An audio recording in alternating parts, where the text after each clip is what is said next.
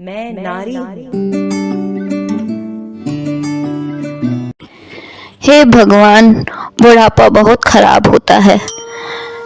सोच रही थी कि जल्दी से बहू आ जाए तो सारी जिम्मेदारी उसको सौंप दूंगी, लेकिन कितना काम करना पड़ रहा है।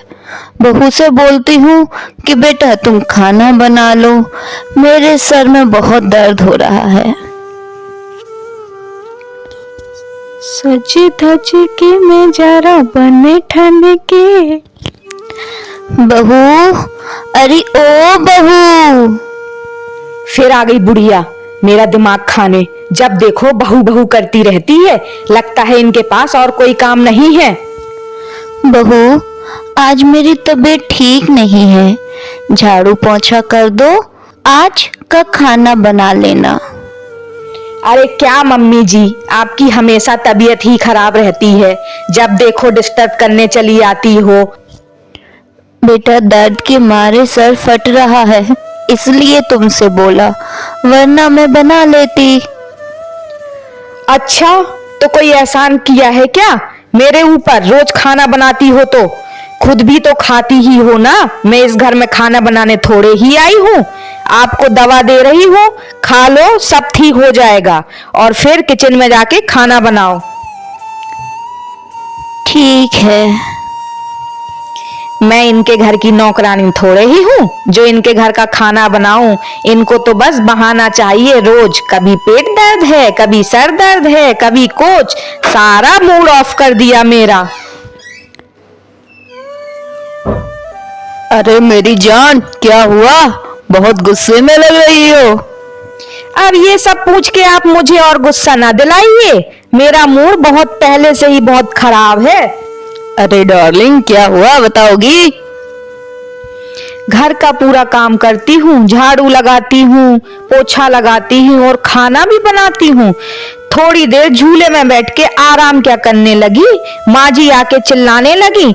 मैं कोई मशीन थोड़े ही हूँ, इंसान हूँ, मुझे भी थकान हो जाती है।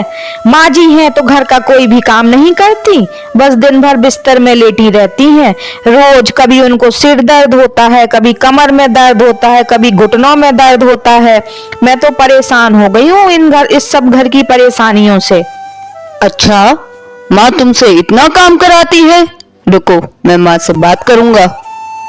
आप क्या बात करेंगे? सुबह घर से निकल जाते हैं, शाम को आते हैं।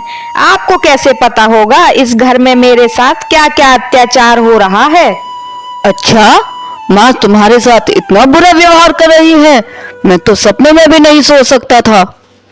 लाडली माँ तो हैं, आप क्यों उनके बारे में ऐसा सोचेंगे? नहीं नेहा, ऐसी बात नहीं है।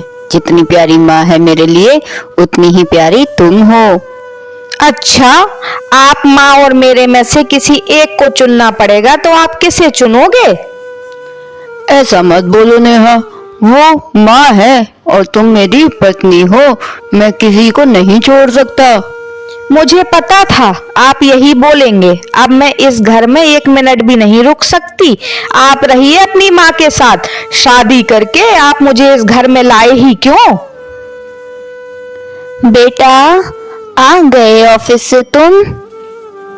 हाँ माँ, आ गया, और आते ही मेरा दिमाग भी खराब हो गया। क्यों बेटा, क्या हुआ? क्या हुआ? आप मुझसे पूछ रही है?